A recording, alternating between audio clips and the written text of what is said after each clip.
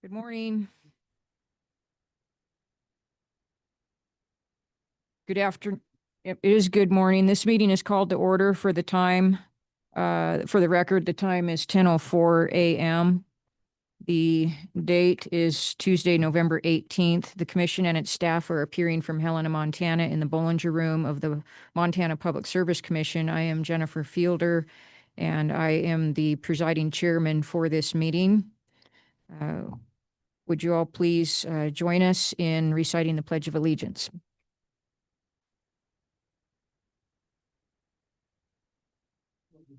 To the flag of the United States of America, to the republic for which it stands, one nation, under God, indivisible.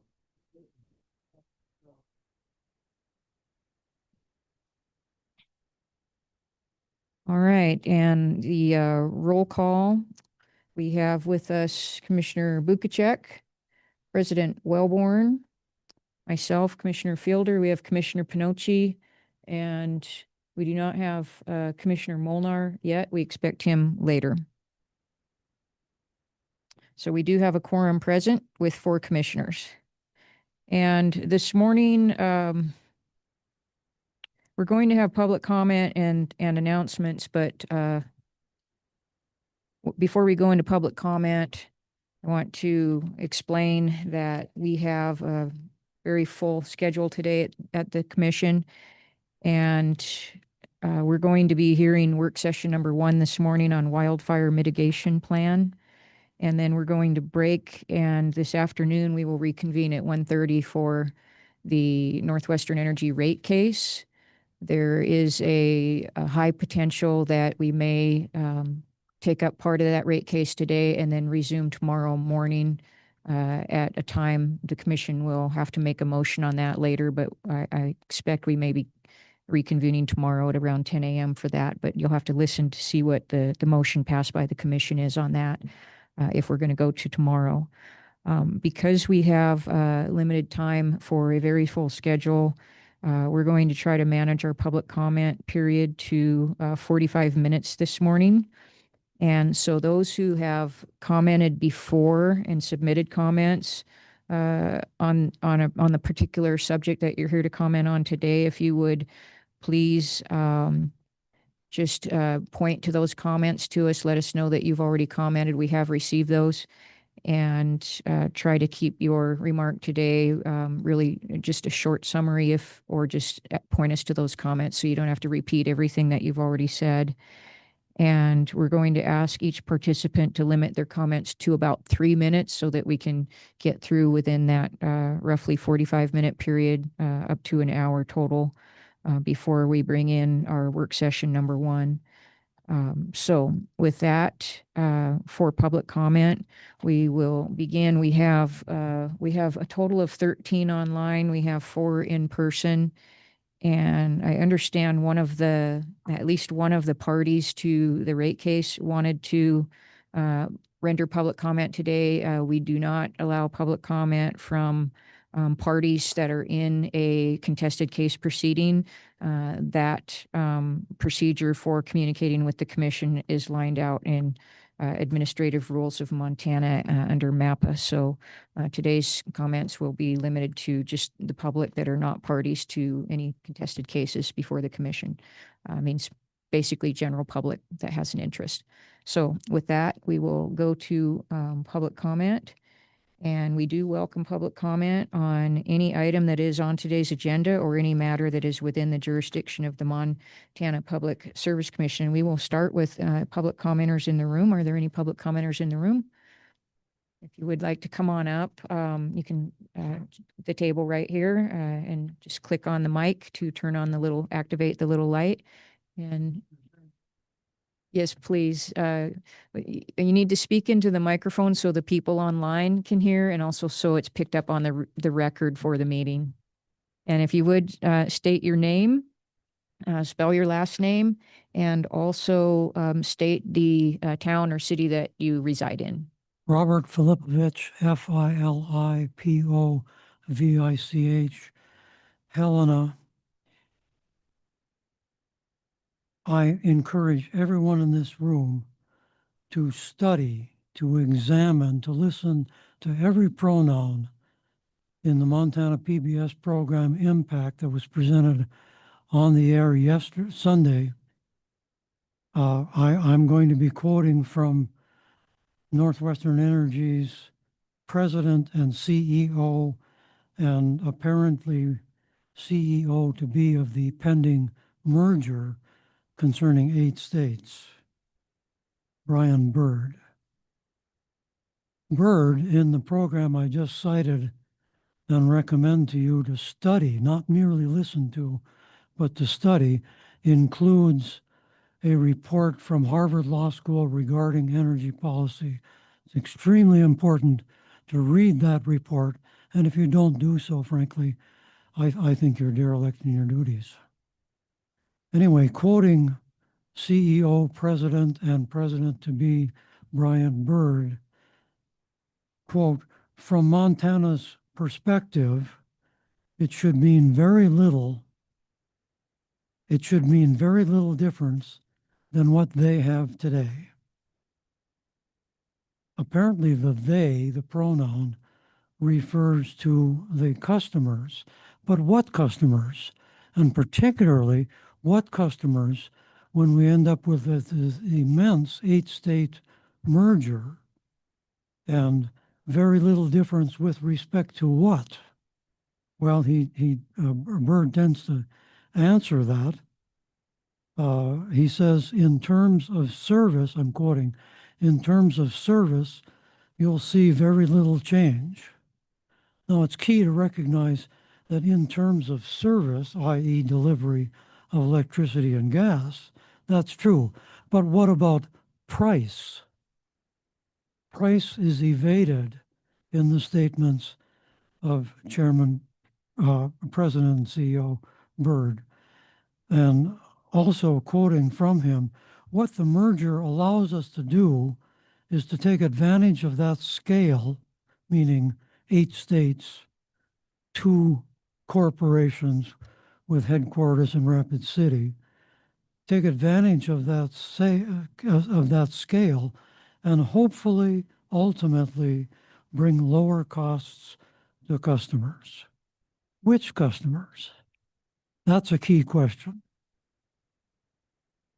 You can guess from my remarks that I'm concerned about residential customers.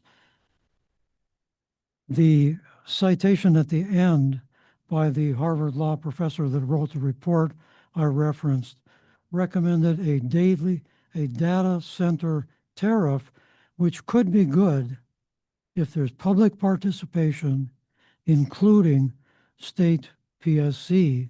I should say 8 states, actually, after the merger, 8 states PSCs.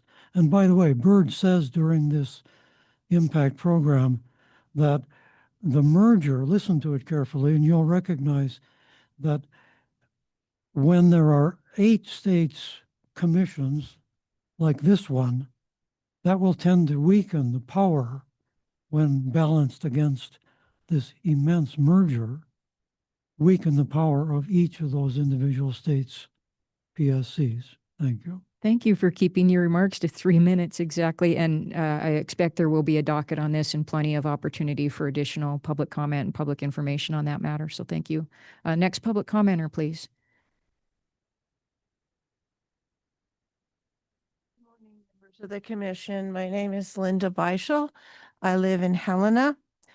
I've been here before as an observer, but I just wanted to make a comment that as a retired person, and I pay Northwestern bills on 2 properties every month, I'm here in person to explicitly remind you of the thousands of Montanans who place their implicit trust in you as our elected commissioners. Your regulatory decisions on the Northwestern rate case that you are talking about, working on perhaps in final stages this afternoon, they need to strike a balance between reliability, cost, and investment risk for Northwestern. In addition, though, the PSC needs to regulate this monopoly utility so Montana ratepayers have predictable utility rates with rate increases that are justifiable. You've worked for many months to critically evaluate this rate case, but now costs are rising in every sector. Northwestern rate increases burden Montanans even further with crushing budgetary decisions. As you finalize your decision, please consider that you're in a position to restore balance. So please remove the Yellowstone County, the Laurel generating station from the rate base.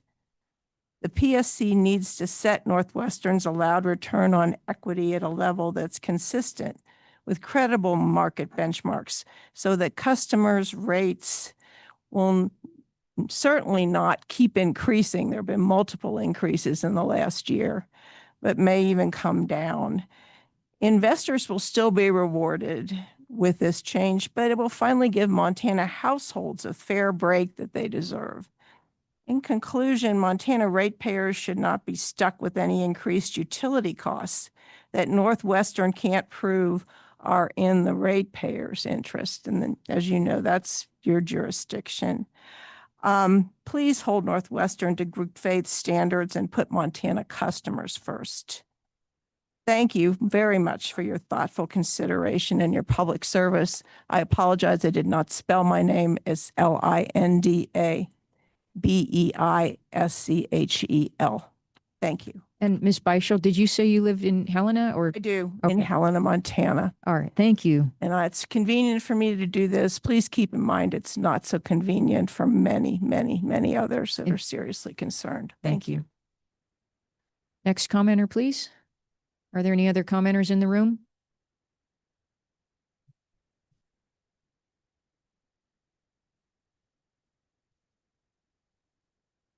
Good morning. Thank you for allowing me to comment this morning. My name is Barbara Birkland, B-U-R-K-L-A-N-D, and I am from here in Helena, Montana. I'm here today to ask that the Montana PSC deny Northwestern Energy's request for a rate increase.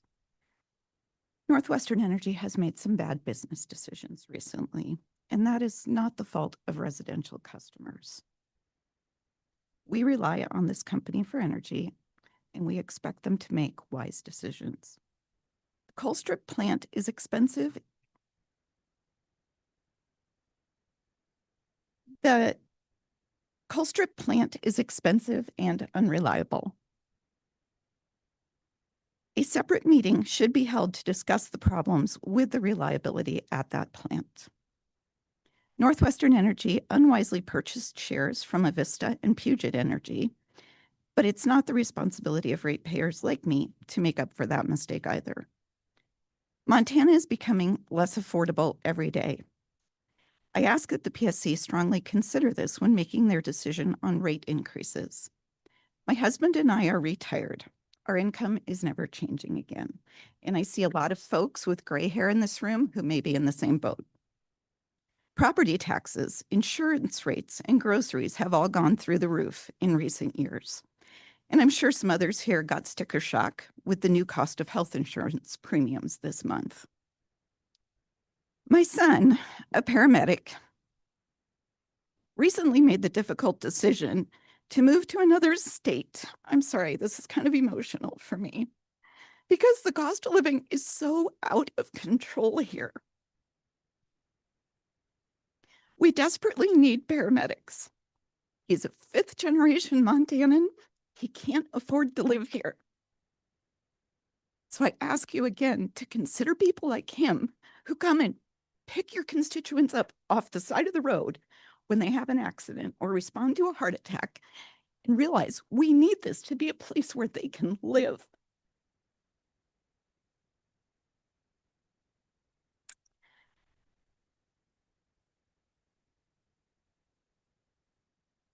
I recently learned that the CEO of Northwestern Energy makes $4.8 million a year. So he's making $4.8 million a year, and my son, who just wants to serve this community, can't afford his rent.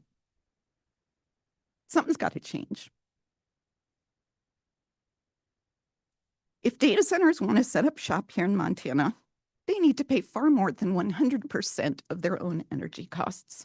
Not a penny of that should be made up by our residential customers. There's going to be plenty of other costs of data centers. It's going to ruin water quality. Our streams are already running dry.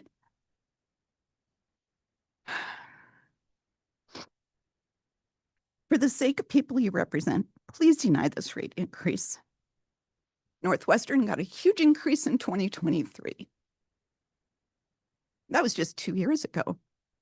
They took that money and they made some bad decisions. And now it seems we are supposed to help them out again. Well, I'm opposed. Thank you, Ms. Thank you. Berkland. Is there another public commenter in the room? Please come up.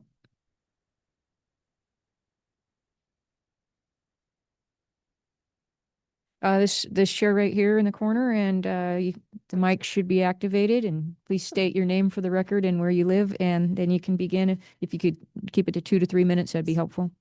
My name is, can you hear me? Is it working? My name is Carrie Jones. I live here in Helena. I have since 2000. So I'm opposed to you folding that methane plant into our rate base. That was a fiscally irresponsible decision on the part of the management from Montana Power, although they don't go by that name anymore. And this is not a time to rescue the management from their own foolishness. As ratepayers, we understand that you guys need to provide for them having a return on their investment and their stability, but the investors can go ahead and take care of the management. That's not your job. Thank you. Thank you. Are there any other public commenters in the room?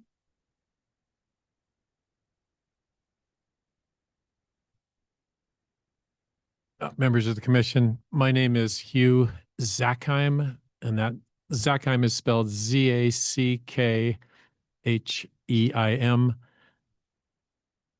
I just wanted to encourage the commission to be very cautious in terms of giving a blank check to Northwestern Energy. I know you've looked at the other rate cases and you've made them reevaluate to an extent, but I think now is the time really to draw the line. And the comments that have preceded me indicating Northwestern's record of coming back to have ratepayers pay for an unwise investment in terms of the Yellowstone gas plant.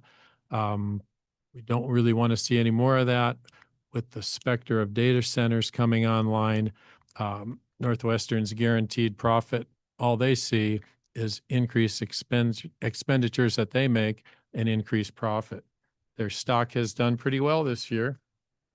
It's up 24%, most of that in the last 6 months. So printed off today.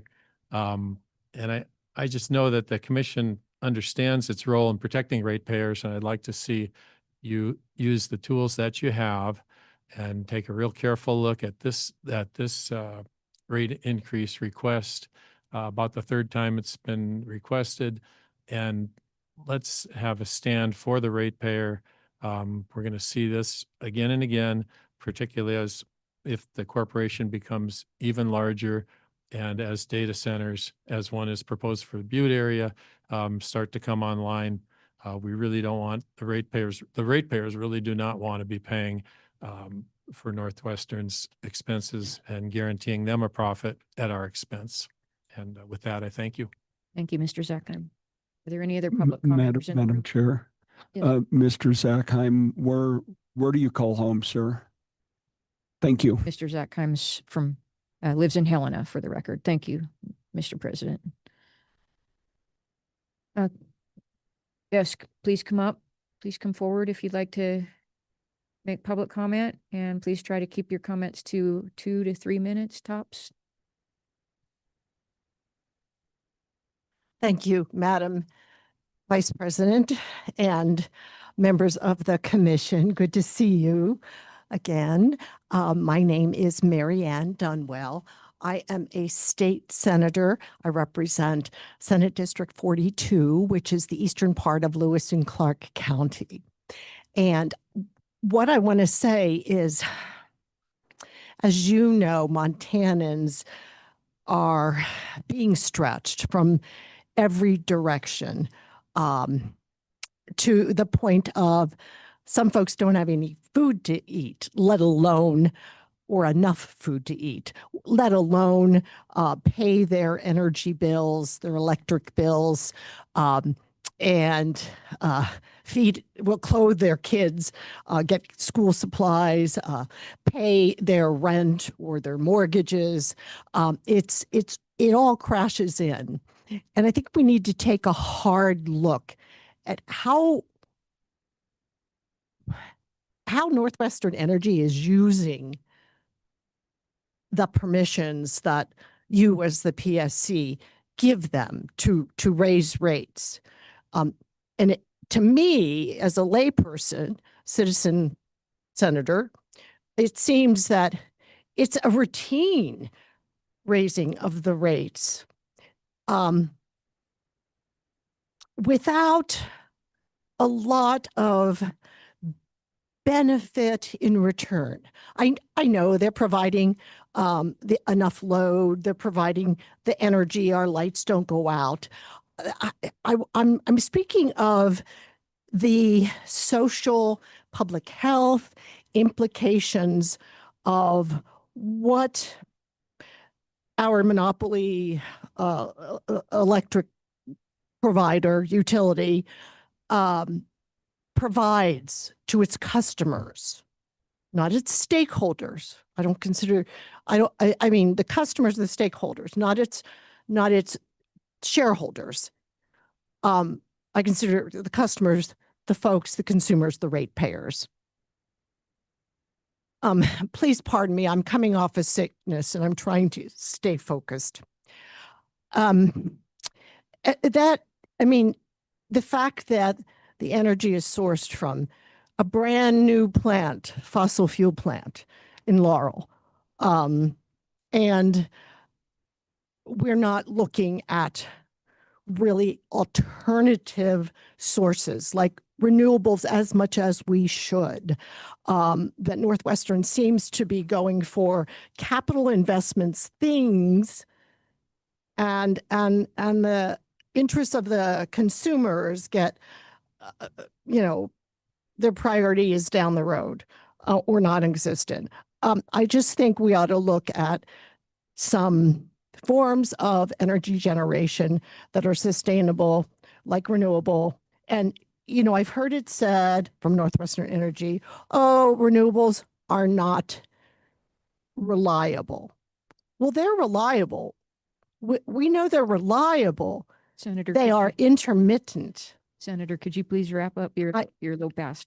Thank you. Wrap up my manifesto. Yes, sir. Yes, ma'am. So thank you very much for listening to my rambling. So please do not grant the rate increase. Thank you. Thank Senator. you.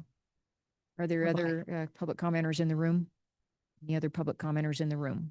Seeing none. Okay, we will move to online comment. And for online comment, we're going to have to cut down to about 2 minutes per person in order to stay on track here. So with that,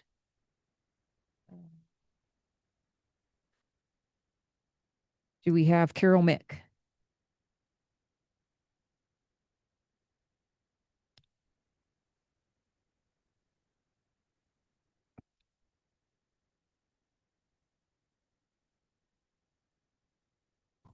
Okay, finally my mute icon came up. Sorry for the wait. Yes, my name is Carol Mick. That's M-I-C-K. I live in Billings, Montana. I live in an apartment complex, like a lot of people do in Billings, that have their rent increased every time Northwestern puts through a rate hike. It's getting to the point that a lot of us can't afford our rent, and we have enough street people homeless on the street already. We have the right to have an agency that speaks for us and to regulate and balance the providing electricity without extorting large rates for energy from the customer.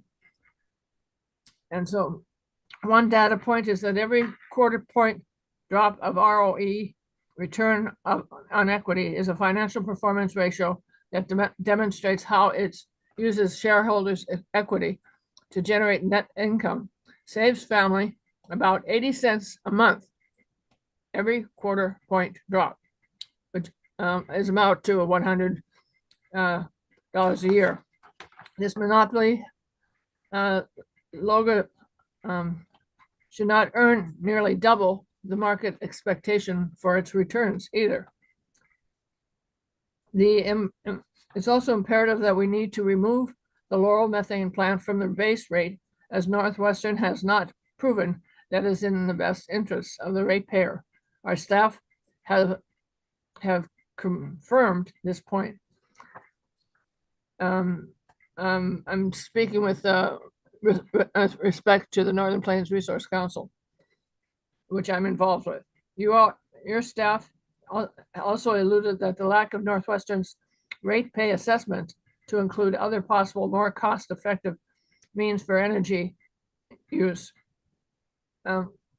has not been met, that they have not looked for other possible rate increase payments assessments.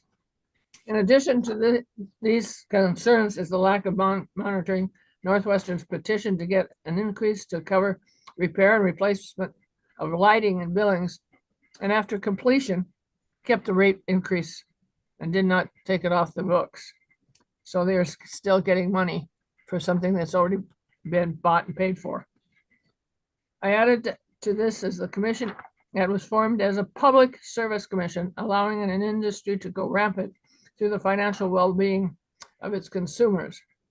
This financial attack caused people to lose their houses and, as I've said before, and some greater loss of income and become street people. Because the homeless has. Thank you, Ms. Mick. Could you wrap up here? We're running a little bit beyond time allotment here. If you could wrap up, or you can submit your comments in writing if you'd like. Yeah, okay. I basically have said what I wanted to say, but our future will only be our future when we all take assessment and charge of the errors that occur for the sake of money and that's gotten for expenses and embellishments of a few involved with the industry without respect to the customers. And I will send this to also in an email. Thank you. We appreciate that. All right. Next commenter is Jack Hansen. And commenters, we're going to have to ask you to please keep your remarks to within about 2 minutes for today during this meeting. You're welcome to submit comments through any of the other avenues that we have available to you, which are several. And you can email pschelp@mt.gov for more information on that, or you can submit your comment there as well. And we do receive all of those. So, Mr. Hansen, are you ready? Yes, good morning. My name is Jack Hansen. I live in Billings. I'm a residential customer of Northwestern, and I'm a shareholder in the company. I urge you to reject Northwestern's proposed rate increase because it is based in part on an artificially inflated rate base. Professionally, I spent 2 decades working as an analyst. Now I make my living as an investor. I have experience analyzing enterprise financials in both the public and private sectors. And I urge you to reject this rate hike because allowing it would reward the company's past short-sighted decision-making, and it would incentivize more of that for the future. This rate hike provides a textbook example of the so-called Averch-Johnson effect. It's a problem of misaligned incentives. As Harvey Averch and Leland Johnson pointed out way back in 1962, a monopoly enterprise in a constrained regulatory environment where the regulator sets allowable return on equity is incentivized to over-accumulate capital, that is, increase its rate base, regardless of whether doing so is necessary or efficient or serves its customers, because doing so increases profits. This is exactly what's going on with Northwestern's methane plant in Laurel. This commission is set up expressly to counter this sort of perverse incentive by policing the reward that a utility can glean from manipulating its asset base in this way. There's nothing surprising or unusually complicated about the mechanics of Northwestern's scheme here. The only thing that is surprising is how obvious the ploy is. Inflating profits by ballooning the rate base is not, in the long run, good for ratepayers, nor is it good for shareholders. I urge the Commission, put an end to this gaming of the system here and now. Reject the requested rate increase and signal to Northwestern, loud and clear, the people of Montana will not tolerate this sort of profit inflating trick in the future. Thank you. Thank you, Amen. Mr. Hanson. Can you please repeat the principle that you cited? I don't think we quite heard what principle you were citing there. So it's called the Averch-Johnson effect. And this was an idea developed in an article in the American Economic Review in 1962 by Harvey Averch and Leland Johnson. Okay, thank you. It's Thank you. widely accepted as a sort of principle of regulatory constraint these days. I'm sure your staff is familiar with it. Thank you very much. Just wanted to be clear what we heard. All right, and we're going to move on to the next commenter, and that will be Madeline Greb. Madeline Greb here, and Hello, can you hear me? yes, Madeline, before you begin, are you representing one of the parties that participated in the rate case? I don't believe so.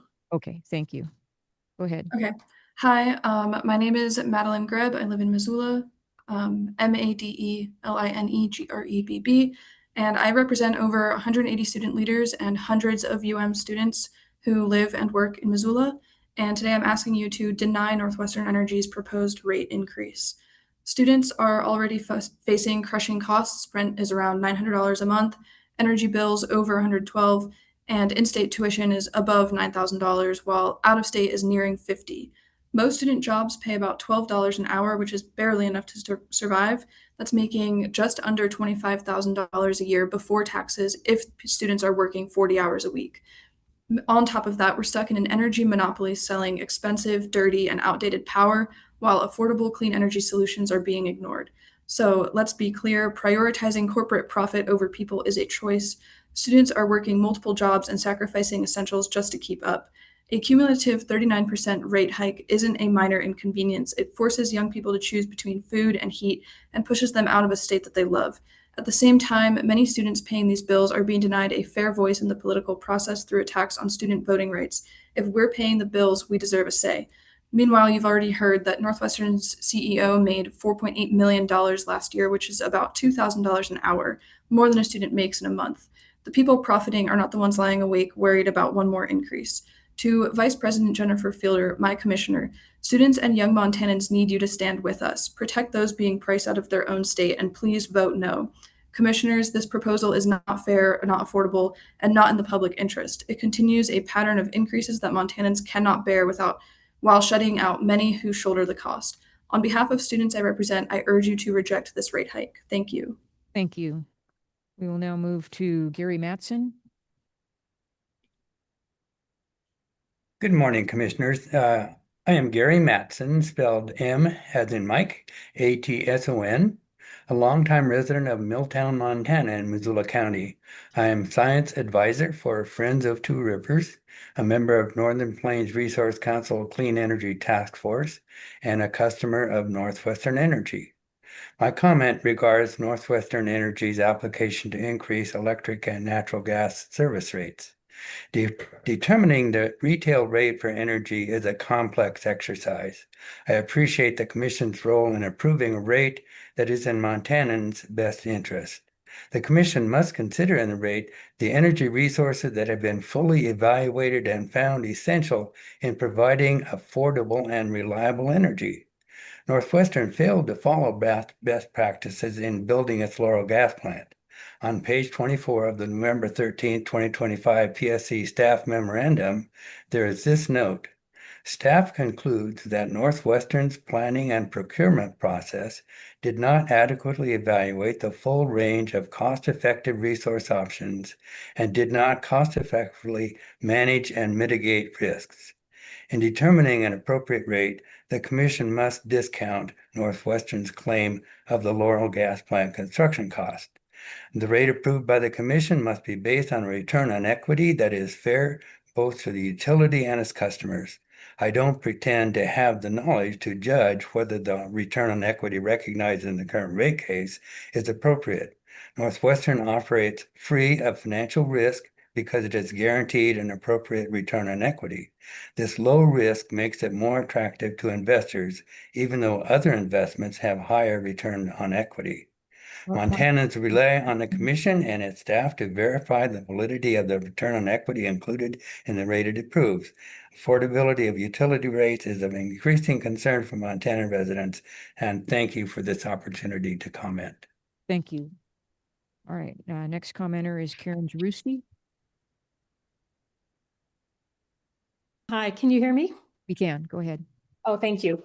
My name is Karen Jarusi from Billings, Montana, and I'm wanting to talk about the rate basing of the entire cost of the Laurel methane plant. The November 13th staff memo describes many specific ways in which its application was deficient and fails to meet its burden of proving prudence and public interest in the process of building this plant. It should be outright denied any increase because it has failed to meet those burdens. Northwestern Energy has reason to try and game the process because it's accustomed to receiving high rate increases in returns on equity, no matter how much it pushes the boundaries. But it's a monopoly utility with a growing customer base and a guaranteed income stream, relatively low risk, and new lucrative commercial opportunities on the horizon. It did not cost effectively manage the situation when it built the plant. Why then does it deserve a return on equity from its captive ratepayers anywhere near the low end of reasonable, which staff has estimated at 8.8% and is already over twice the current 10-year treasury rate of 4.13%. Higher returns on equity encourage more expensive projects and make utility services more expensive. The planned merger will make things even worse as Northwestern Energy builds more, exports and sells more. And then when you add the data processing centers on top, it's a train wreck for Montana ratepayers, unless you implement regulations to make them pay for the cost of their own electricity. Other states are doing this, and it should be done here. Affordability is a common political message these days, but in Montana, it's more than that. It's an existential personal issue. We rely upon you to protect our interest in affordable utility rates, just as Northwestern Energy relies upon you to allow it a reasonable profit, but it's not entitled to an undocumented or unproven profit. It's a difficult balancing act, and we appreciate what you do, but someone needs to put the brakes on Northwestern Energy's unquenchable thirst for profits at ratepayers' expenses, and I hope that someone is you. We just can't take it anymore in this current economic environment, and it's doubtless that they will continue on this path unless somebody stops them. Thank you very much. Thank you. Caitlin Pisercia. And Hi, my name is Caitlin Pisercia, spelled Piserchia, calling in from Missoula, but I'm actually here to share a comment from a Montanan who's staying anonymous for personal safety reasons. And I want to share, I have submitted prior comment. So her comment, good morning, commissioners. I write this comment to ask you to please vote no on Northwestern Energy's proposed rate increase. This increase would impact me and my family personally as a single mom raising two young girls. The cost of living in Montana has risen steadily for a number of years, which has created tremendous strain on myself and my young family. Heating our home, especially during the winter months, has been a burden at times. I've experienced worry and fear over not being able to pay my utilities, my rent, and groceries every month.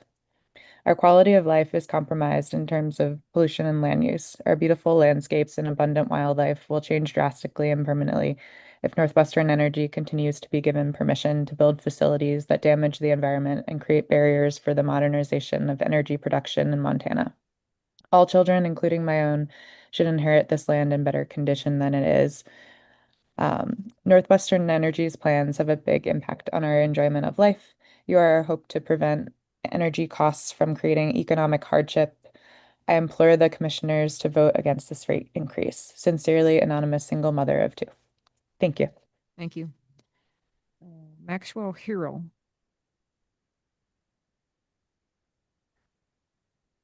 Hello, and thank you for allowing me to speak to you all today. My name is Maxwell Harrell, spelled Hirrill, and I live in Missoula, Montana. I'm a student at the University of Montana. I'm set to graduate next spring with my Bachelor's of Science. It goes without saying, but I'll reiterate it. College students are broke. I work as a student senator for the University of Montana. I would like to clarify that I'm not here representing the Senate nor the university. I'm representing myself and my fellow students I sit next to in my class and that I pass by on campus. I'd like to share a quote from one such student. Northwestern's energy rate increases have affected my roommates and I tremendously. As working students, we cannot afford to dish out $260 a month for our energy bill. It is a confused source of stress for us. We have worked tirelessly to reduce our energy usage, yet our costs keep rising. This is a shared sentiment among my peers. Everyone I talk to remarks about how their bills just keep increasing despite their attempts to decrease usage by foregoing heating their apartment until the cold becomes unbearable. I know students that stay in the university's library late into the night, not to study for exams, but to stay warm when they are tight on money and need to avoid heating their home. This should not be our reality. Students already run on such tight budgets, and with the financial struggles they already face, I worry what this rate increase could mean for students who are just barely getting by. Will they have to work more hours and watch their academic performance suffer? Will they have to put their energy payments on their credit card and watch as the debt they're in increase month to month? Will they have to skip meals, skip medications, skip class in order to work an extra shift? I personally chose the University of Montana for its affordability. As a dependent of a now deceased veteran, I was offered in-state tuition despite my Idaho residency. I'd like to see the university remain affordable for Montanans and military families alike. That affordability includes the cost of living in Montana. One of the justifications for this rate increase is to facilitate the maintenance of a power plant in Colstrip. What I'm confused about, however, is why the cost of the maintenance is being placed upon Montanans, not on the company responsible for the plant. I would argue that is an irresponsible business practice to not budget for repairs. Montanans already have to budget to make sure they can pay their bills. Why can't Northwestern Energy do the same? In closing, I'd like to ask you to consider what this rate increase would mean for Montana students, how this will impact their ability to receive education, and the sacrifices students already make to attend college. Thank you. Thank you. Next commenter is Derek Goldman. Thank you. Good morning, Madam Vice President, President Wellborn, and Commissioners. For the record, Derek Goldman, Goldman, and I'm Policy and Regulatory Associate with the Northwest Energy Coalition. I live in Missoula, and my comment pertains to the Wildfire Mitigation Plan docket. We appreciate the Commission's decision under less than ideal circumstances to authorize the contracting of a technical master to review Northwestern's draft wildfire mitigation plan. I especially want to thank staff for their work on the process under a tight timeline. The independent experts' report was invaluable in identifying where some gaps remain in the plan and offering recommendations to address those deficiencies over time. The proposed $300 million in Northwest Energy mitigation investments for the period 2025 to 2028 represents a significant potential cost to ratepayers.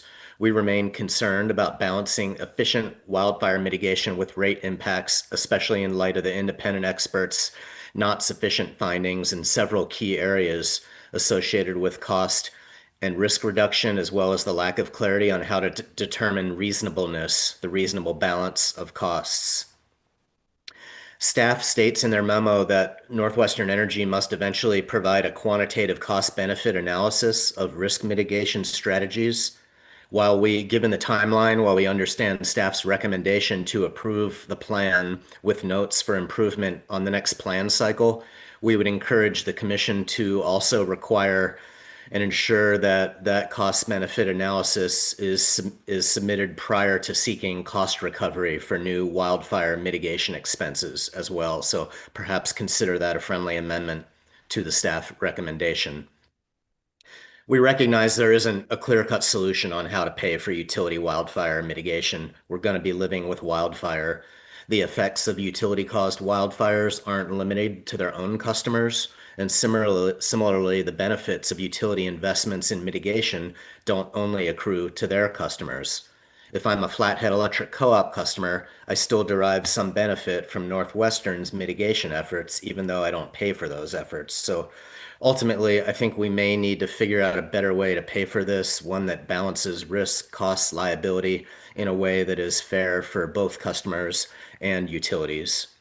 Northwest Energy Coalition looks forward to remaining engaged throughout the implementation of House Bill 490 and supporting a rulemaking process that ensures effective wildfire risk reduction, the prudent use of ratepayer funds, and the enhancement of public safety. Thank you very much. Thank you. Pat Hawley. Hello, can you hear me? Yes, we can. Go ahead. Okay, good afternoon. My name is Kat Hawley. I'm a ratepayer in Sydney and in Butte. Some concerning matters have been brought to my attention and I would like to address them. Number one, people are asking questions about the coup that basically resulted in the Public Service Commissioner president being demoted while a new president slipped in. This wouldn't be the biggest story, but when we start adding in lawsuits being billed to ratepayers, we have a huge problem. When there's a man sitting in a public meeting and elected official starts to be accused of sexual harassment without an attorney present, we have a serious problem. This behavior is abhorrent from our elected commissioners, and I'm embarrassed that this office has been so petty and reckless. You work for the people of Montana, and we are not your lawyer's piggy bank or honeypot. The issue number two is the Daily Montana reported Commissioner Annie Bukacek, a doctor, is using state taxpayer equipment to copy medical records unrelated to agency work. And if that's not bad enough, that she felt emboldened enough to cost the hardworking people of Montana God knows how much money, we're being distracted from the bigger issues, rates and this energy merger. The people of Montana don't care if you change the rules to try to lawfare the former president and oust him as president. We want to know if our rates are increasing again. Is this energy merger even good for Montana? Why do we absolutely need this merger? Are people in Montana going to lose jobs? How many lawyer fees are the ratepayers responsible for? Did Annie Bukacek violate HIPAA? Is there an internal memory on the printer Annie used to copy medical records? Will the commission be sued for this stupid move on Annie's part? Should Annie step down? Montanans are done getting played. I'm commenting today because we have had enough of stealing, corruption, negligence, and stupid behavior by both Annie and Jennifer. As a matter of fact, you two grown women are responsible to lead other women with integrity, duty, honor, and strength. I do not see that out of either of you. I see disregard for your constituents, the law, rules, and ethics. In short, you make women look bad, and I'm disgusted. Today, because of the reckless behavior of Annie and Jennifer, I'm asking you both to step down, and I'm refusing to pay any legal fees of either of your reckless behaviors. When I say the people in Montana are done, I mean I have a personal team following every move being made in Montana by this commission. From reading polygraph results to watching what the governor's next move is with Fielder's drama, I am tracking everything. So at this point, and I'm almost done here, think very carefully about what you're willing to do to achieve your end objective, because Montana is watching. And one more point before I end my comment, as far as the litmus test on which commissioners are actually working for the ratepayers, both Annie and Jennifer had continually voted to raise our rates, while Annie is costing us thousands in photocopies and Jennifer was submitting her lawyer bills to this commission. Enough is enough. And thank you for letting me comment. Okay, we'll move on to the next commenter is Steve Crum. Hi, Commissioners. Steve Crum, KRUM. I live in Laurel, Montana, and I'm asking this commission to vote no on any rate hike for this plant. None, nothing at all. It would be one thing to be looking at approving a rate hike because this plant was pre-approved and proven to be in the public's best interest, but it wasn't and isn't.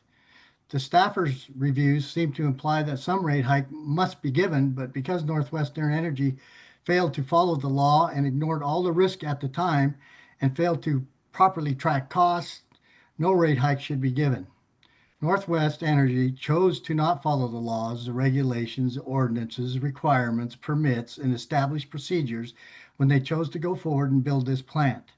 This plant is still involved in multiple litigations because of many bad decisions made by Northwest Energy, which include poor accounting of expenses and going forward with a very risky decision to even build a plant like this, as stated in your staff's review. Northwest Energy chose to go their own way and build the most expensive plant with total disregard to the cost to the public and to maximize their profits. Northwest Energy should bear the cost of this plant, and any generated electricity from it should not be at any higher rate than what an alternative resource would have cost. Northwest Energy failed to get proper zoning for the plant, and they completely failed to address the pollution from this plant, which includes air and noise pollution. More examples of poor judgment by Northwest Energy. This plant was built in the most populated valley in Montana, and it is very noisy and a very dirty natural gas plant. Our daughter lives across the river from this plant, and when it's at its high rates, you can see water ripple in water containers inside their home from the low frequency noise from this plant.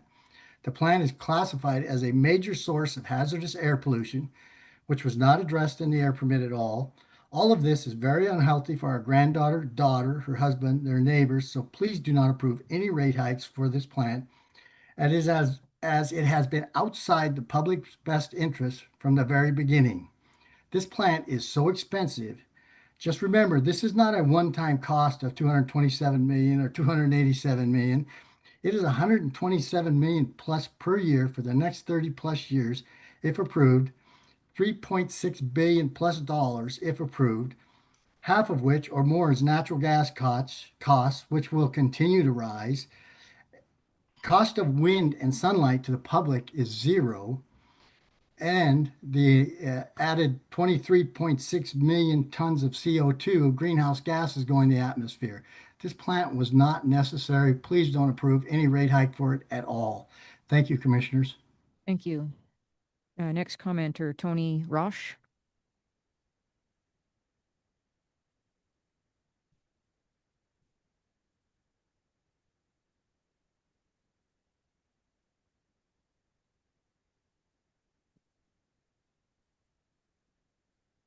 Mr. Roche, can you hear us? Can you unmute?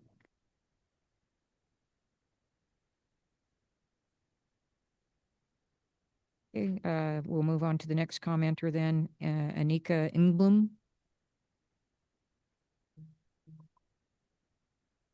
Can you hear me? Can you speak up a little bit? Yeah, my name is Annika Ingblom, Annika, last name ENG, B as in boy, LOM as in Mary. And I live in Bozeman, Montana.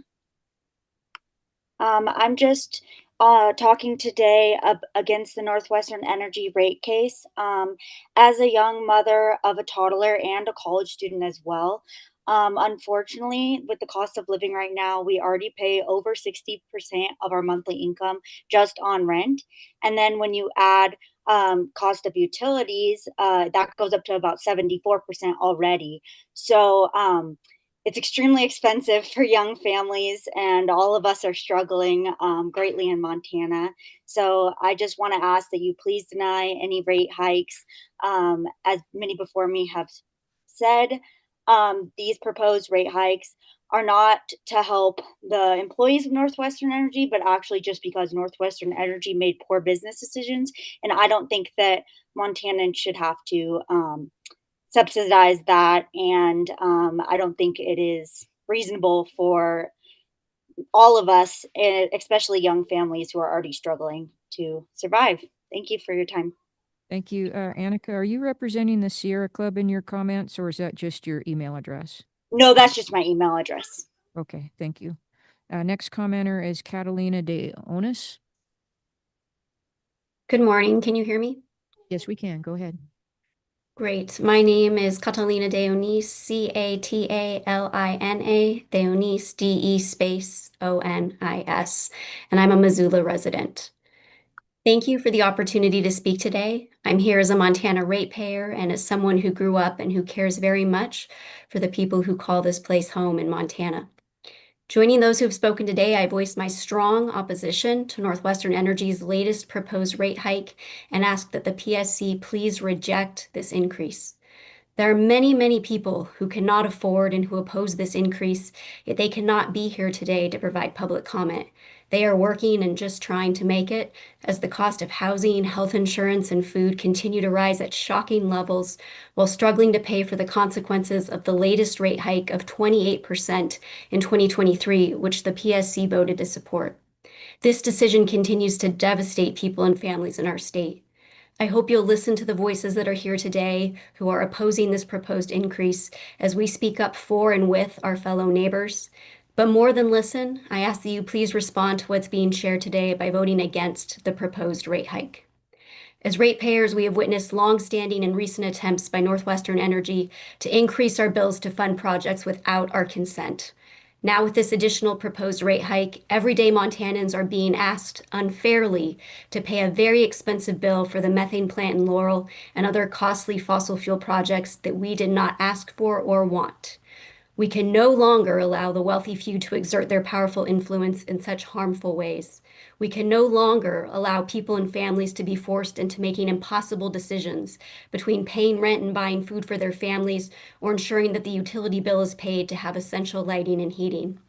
Adding additional expenses to already overly burdensome charges in a state where the minimum wage is $10.55 an hour would work directly against the well-being and survival of everyday folks in our state. Montana has long been known as the last best place. However, our state is increasingly becoming known as a place with some of the highest housing and utility bills in the country, eroding the quality of life and the ability to survive in big sky country as it becomes the country of big sky high costs. Commissioners, you can stop the unfair trajectory that is making life increasingly very difficult and unnecessarily stressful for too many people. Commissioners, you can show your support for everyday Montanans who are struggling to make ends meet. Commissioners, you can do what is right by opposing this rate increase. Thank you very much. Thank you. Next commenter, Gerald Wagner. He's not here, so that concludes our public comment for today. Can you hear me? Can you hear me?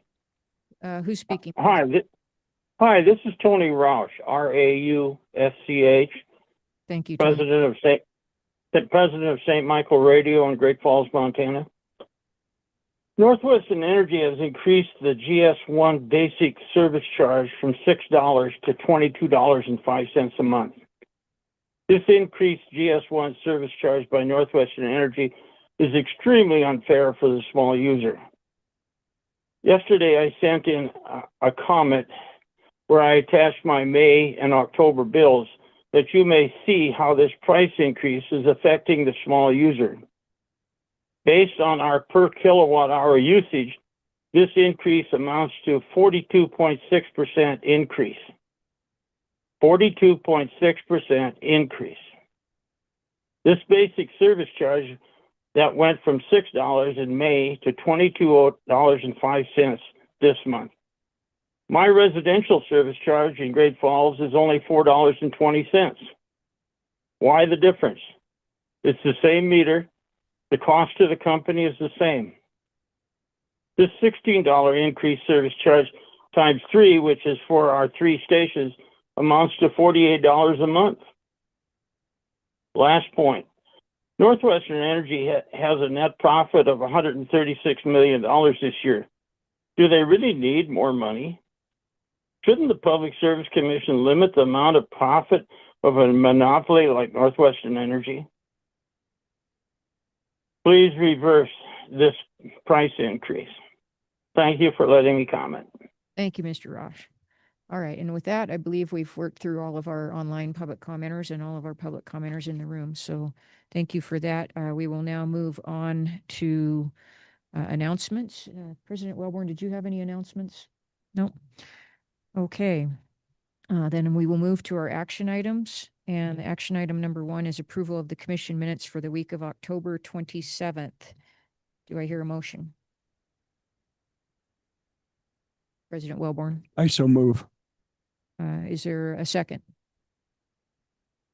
Thank you. Commissioner Molnar has seconded the motion. Is there any discussion on the minutes or any corrections to the minutes of the week of October 27th, 2025? Hearing none. All in favor of the minutes, please say aye. Aye. Any opposed, say nay. Minutes are approved as drafted and circulated. Thank you. And commissioners, do we need a short recess before going into the next work session, or are we ready to roll right into it? Seeing no requests, and we do have the experts waiting, why don't we go ahead?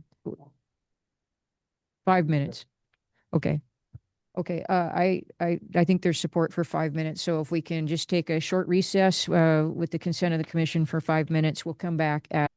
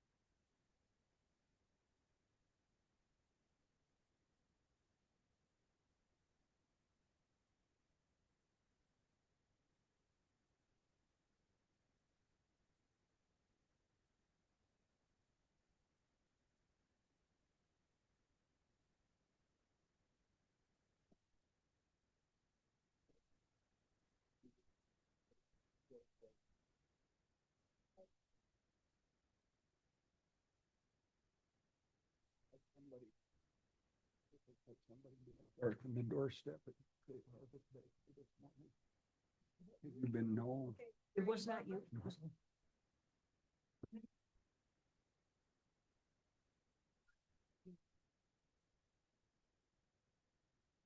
All right, we are back on the record. The time is 11:11, And we are ready to move into work session number 1, which is docket 2025.08.059, Northwestern Energy's Wildfire Mitigation Plan, and to consider whether to approve Northwestern Energy's Wildfire Mitigation Plan under House Bill 490. Mr. Rosequist, will you lead us off, please? Good morning, Madam Chair, members of the Commission. My name is Will Rosequist. I'm the Regulatory Division Administrator at the Public Service Commission. As you mentioned, Madam Chair, this work session is to discuss Northwestern Energy's 2025 Wildfire Mitigation Plan pursuant to House Bill 490. My presentation will provide an overview of the procedural history, a brief summary of the plan, and the public comments received on the plan. Then I'll provide a brief summary of the draft notice of commission action that we provided, which represents staff's recommendation in this case. And at that point, I will turn it over to Bureau Veritas North America, who is the independent evaluator that the commission retained to review Northwestern's plan. So House Bill 490 was signed into law May 13th, 2025. The bill establishes requirements for public utility wildfire mitigation plans and standards for commission approval of those plans. Northwestern Energy filed its 2025 wildfire mitigation plan with the commission on August 11th. On August 29th, the commission issued a request for additional information to Northwestern. The commission held a public meeting on September 2nd. At that meeting, Northwestern provided a comprehensive overview of the plan. The commission held another public meeting on September 23rd to receive public comments on the plan. The commission continued to accept public comments through September 25th. In October, the commission retained Bureau Veritas North America to conduct an independent expert evaluation of Northwestern's plan, and Bureau Veritas provided a written report summarizing its evaluation on November 7th. Northwestern's plan outlines 4 objectives designed to mitigate wildfire risk. Those objectives include reducing the potential for utility system-caused ignition, enhancing system and environmental monitoring, enhancing vegetation management, and expanding communication and outreach. The plan describes 5 areas of activity designed to achieve the plan's objectives. Those areas of activity are situational awareness, which includes weather monitoring, risk modeling, and smoke detection technology; operational practices, which includes enhanced power line safety settings, public safety power shutoff protocols, and momentary outage monitoring; system preparedness and hardening includes asset replacement, reconductoring, inspections, and technology upgrades. Vegetation management includes cycle trimming, hazard tree removal, and use of advanced remote sensing tools. And then communication and outreach involves expanding customer information channels and coordination with public safety agencies. The plan describes a process of qualitatively scoring granular sections of the distribution and transmission system according to the probability and consequences of a wildfire caused by Northwestern facilities. Each section is assigned to one of 4 risk quadrants to guide decisions about which mitigation strategies to implement. Appendix F of the plan provides a 3-year forecast of costs for each of the 5 wildfire mitigation activity areas. The Commission received public comments from state agencies, local governments, county DES offices, business organizations, and public interest and consumer groups.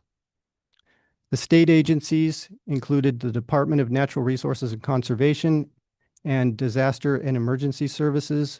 Those are 2 state agencies that are required to submit comments pursuant to House Bill 490. Those state agencies' comments indicated that they had completed reviews and had no recommendations regarding Northwestern's plan. The local governments and county DES offices and business organizations are generally supportive of the plan.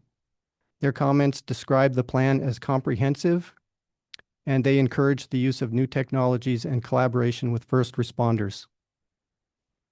The public interest and consumer groups requested a deeper technical review and encouraged the commission to retain an expert due to the emerging nature of wildfire mitigation planning. They emphasized the need for cost transparency, particularly in light of substantial forecast spending, and they highlighted the need for protections for vulnerable customers during public safety power shutoffs and enhanced power line safety setting events.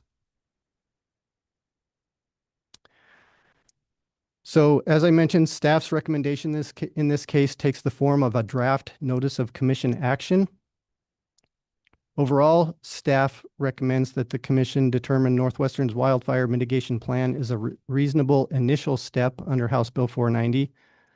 We recommend that the commission approve the plan with recommendations for improving the plan going forward. Staff determined that the plan contains the required components of House Bill 490. One of the most important parts of the draft notice of commission action involves the discussion of the commission's obligation under House Bill 490 to determine whether the plan is in the public interest and reasonably balances incremental costs with the risk of a potential wildfire. It became clear early in the proceeding that staff in Northwestern had differing interpretations of that statutory requirement.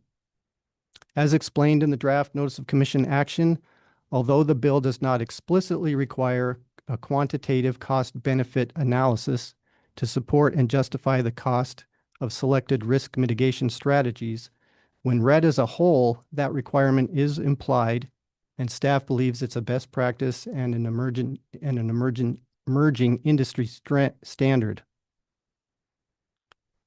However, because this is the first plan cycle and the commission has not yet adopted rules, the absence of quantitative risk reduction measures is not treated as a defect warranting disapproval of the plan in this case. However, the draft notice of commission action does outline several areas for substantial improvement, which were identified by our independent evaluator. Those include measurable initiative or program level targets, for example, miles to be reconductored, more granular cost information, pre and post mitigation risk estimates, monetization of public interest benefits where feasible, and structured quality assurance and quality control frameworks. Finally, the draft notice of commission action clarifies that approval of the plan in this case does not constitute pre-approval of expenditures or guarantee any future cost recovery for wildfire mitigation strategies implemented under the plan. Costs related to wildfire mitigation will be reviewed under standard prudence and reasonableness tests in future rate proceedings. And with that, Madam Chair, at this point, I would like to turn it over to Bureau Veritas North America to provide a summary of their independent evaluation. Thank you, Mr. Rosequist. And Bureau Veritas is appearing online, correct? That's correct, Okay. Madam Chair. Looks like we have Michael Skelly and Alan Wu. Go ahead, gentlemen. Awesome. Thank you, Madam Chair. Thank you, Will. I want to start by thanking PSC. It has been great working with Will and all of the PSC team, and we appreciate the opportunity in reviewing Northwestern Energy's 2025 WMP. To provide sort of a high-level summarization of what we conducted in our review, we were contracted to assess Northwestern Energy's 2025 WMP to ultimately determine if it serves the public interest. In starting our assessment, we reviewed two fundamental concepts, which we identified as transparency and cost reasonableness. Transparency ensures the plan is compliant and establishes accountability with clear targets and reporting. And cost reasonableness confirms that the plan's financial strategy is justified and effective and ultimately protects the public safety and ratepayer interests. Based on our analysis and evaluation, we did determine that Northwestern Energy's WMP is compliant with the statutory requirements outlined in House Bill 490, Section 2. In the report, we did outline that in several of the items in the request for additional information that the Commission asked Northwestern Energy to provide, they did not sufficiently meet or sufficiently address the request of the Commission. And further, we also determined that Northwestern Energy forecasted costs are in line or below peer utilities when these numbers were normalized by system size. And what we mean is generally overhead miles and customer base. Further, Northwestern Energy's forecasted expenditure of $76.9 million on the average annual forecast for the 2025-2028 WMP cycle appears reasonable, and the $307.5 million total forecasted cost for the entire 2025-2028 WMP cycle appears reasonable as well. I want to turn it over to my colleague, Alan Wu, to discuss a little bit further on the cost analysis that we provided. Alan, go for it. Yeah, thank you, Michael. Just want to do a quick mic check.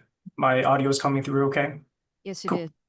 Thank you. Good morning, everyone. So wanted to first start by listing out the information that was available to us for a review.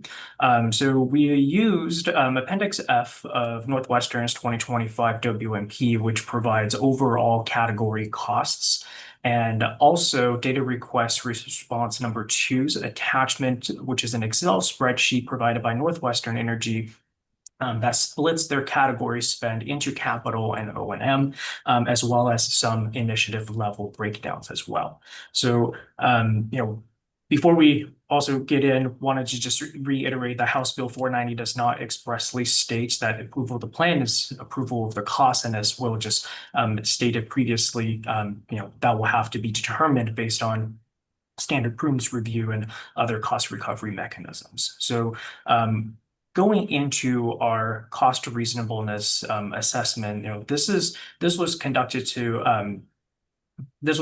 based on cost comparisons with 3 peer utilities, and we identified those peer utilities based on the size and also landscape and also the regulatory environment.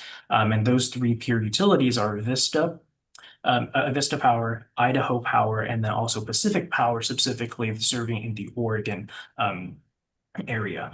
We have also included San Diego Gas and Electric as a California IOU just for benchmarking as well. The majority of the cost comparisons are with the peer utilities. So, the cost comparison methodology was developed due to the absence of quantitative risk reduction data, as well as unit targets. And in our IE reports, we do list out some limitations of this cost comparison methodology. And those are, 1, the risk profile diversity. So even though we try to select peer utilities with similar profiles, there are still nuances of risk profiles where we're unable to incorporate with this just because the cost granularity is not broken out in that level of detail. Also, asset age and prior investments. So again, this is comparing annual WMP forecasts, and it does not include prior investments that have been made on the system and also the asset age on the utility systems. Also, the absence of outcome. So while we are comparing the forecasts of the WMP spends across these utilities, just because the quantitative risk reduction data is not available, we can't really compare the effectiveness of the money that's being spent. Also, there's no alternative analysis provided. So, even though Northwestern Energy does state in their data request that they do consider alternatives as part of their initiative selection process, it's not documented at the level that it should be. So moving into our actual methodology, we performed a cost comparisons across 6 different metrics. So the first one is capital versus O&M split. Second one is category allocation of total forecast. So this is looking at what percentage of the total forecast is grid hardening, veg management, inspections, so on and so forth. And then further, we broke down the category percentages by capital and O&M to drill down one level deeper. Finally, with the final two, where we normalize total annual WMP forecasts with overhead circuit mile, and then also by customer meter count. So based on those 6 metrics, Northwestern Energy's WMP appears reasonable, kind of based on the cost comparisons. But again, the IE does submit recommendations that should be submitted by Northwestern Energy as part of future WMP filings. So some of those recommendations are: 1, including initiative level unit targets, initiative level cost details, pre and post mitigation risk estimates, the quantitative benefit cost ratio for major programs, as well as documentation of alternative mitigation considerations. And additionally, to facilitate the quantitative benefit cost assessments, to also monetize the safety benefits and also reliability benefits. So that's an overview of our cost reasonableness assessment, and I'm happy to answer any questions. Thank you. Thank you. Are there any other comments from staff at this point? No, Madam Chair. At this point, we've concluded our presentation and we're happy to answer any questions the commission has. Okay. Are there any questions from commissioners of staff or of the consultant? Commissioner Pinocci. Thank you, Vice President Fielder. Michael, can you hear me okay? Yes, sir. Okay. This may not be a good question for you, but I want to give it a try. I was trying to understand what advanced vegetation management meant based on how did we handle vegetation management before, and now that we have advanced vegetation management, tell me what we're doing different with advanced vegetation management to prevent fires that we weren't doing a year ago. Yes, sir. I'm going to defer Alan. You probably have a little more experience in this regard if you want to speak on that. Yeah, so advanced vegetation management is using data that's available to improve the routine veg management practices. And there's some examples of that. So the first one is the frequency of veg inspections. So with better understanding of risk on the utilities system, the 4 quadrants of 1 through 4, the areas with the higher risk, the utility can increase the frequency of inspections in the areas that are a little bit more risky. And then also to facilitate the frequency of veg inspections is using data that's being collected by the number of ignitions and also outages and where those are. So there are going to be certain areas on the system where it's more forested, more woody. So, areas where there's more vegetation may warrant additional veg inspections. And then the second component to the frequency of inspections is the trimming practices. So those are the clearance standards from where the vegetation is in relation to the utility assets. So these clearance standards are set by ANSI and also NESC codes, and those are depending on the voltage of the system. So for a high voltage transmission system, there would be farther cut back to the asset, and then for distribution, also for communication lines, those are going to be just a little bit closer. So it's going above and beyond what the utility was doing previously, which may be just routine veg practices, and also maybe standardized trimming distances, is using the new information that they have by collecting outages and ignitions and also risk models that they have to improve where needed. Thank you. That was probably one of the best answers I've heard so far since I've asked that question. I'd like to talk to you a little bit about a high risk map of Montana. I get to view it when I'm in California talking about this issue, Oregon, Washington, but in Montana, it seems like we should have a map of what is a high fire risk area. And if I had that map in front of me, I would then ask you, what are we doing different inside the high fire risk area that we're not doing outside the high fire risk area? Have you seen such a map for Montana? And do you think we should have one? I can start, Michael, and feel free to jump in. I you know that was actually one of the first things that we tried to find, and based on our research, Montana does not have I would say, like an official high wildfire risk map. We did find oh gosh, I'm forgetting the name of the agency that does have a risk map, but I don't believe that has been officially recognized by the Montana PSC for determining where wildfire risk areas are. Looks like from Northwestern Energy's 2025 WMP, they do have a series of models that are able to quantify their wildfire risk, and then they do split it into the various quadrants. And the IE does think that it would be beneficial for the state to adopt a wildfire risk map.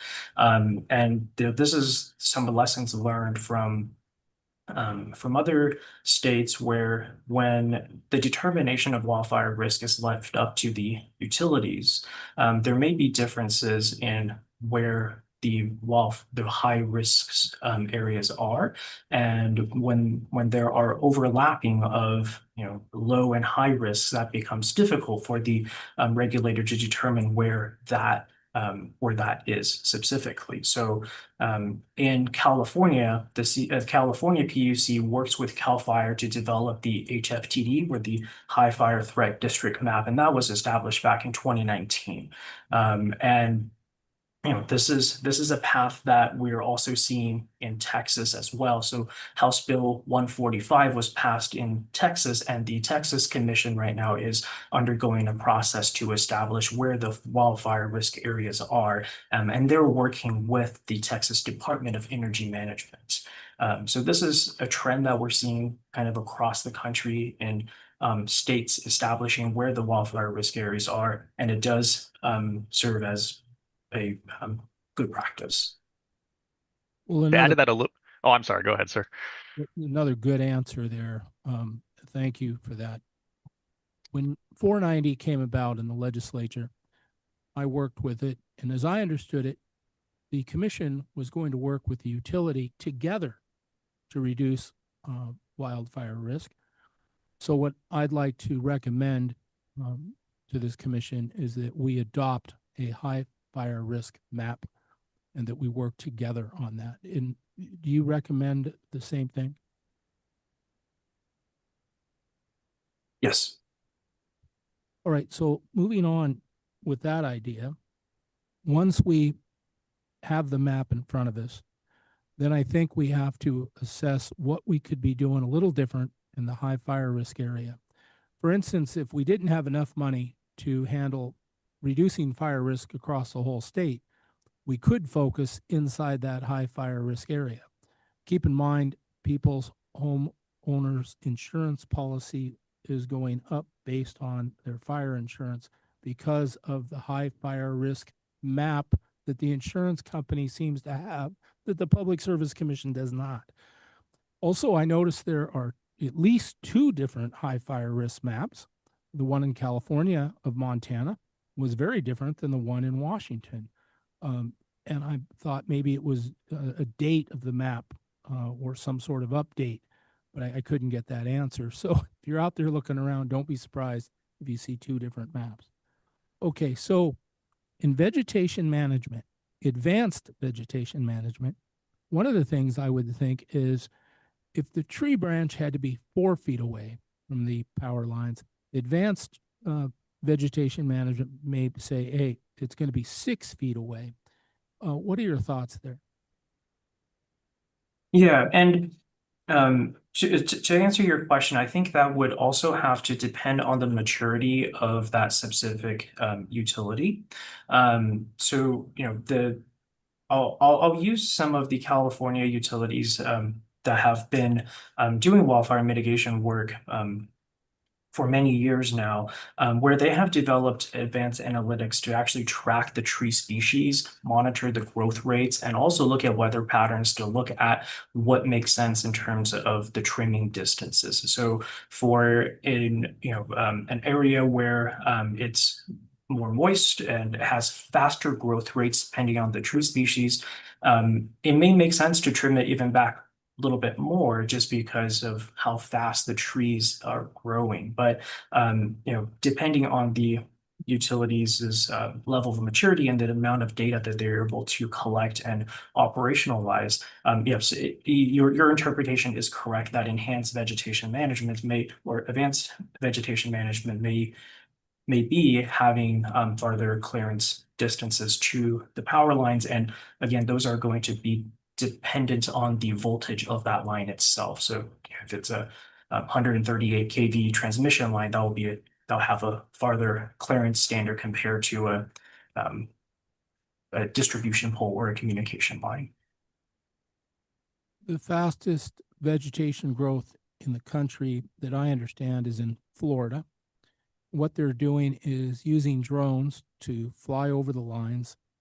When they see a vegetation that's too close to the line, the drone's able to report back to the utility, explaining within inches where they need to go to cut that branch. Do you feel that this is covered well in working together with the utility, like I believe 490 means, to implement the use of drones to watch out for vegetation management? And I understand the state of Montana is a very large state. I get that. But again, in the high fire risk area, that's where the drones could be implemented first. What are your thoughts there? Could we get that in the report? What are you thinking?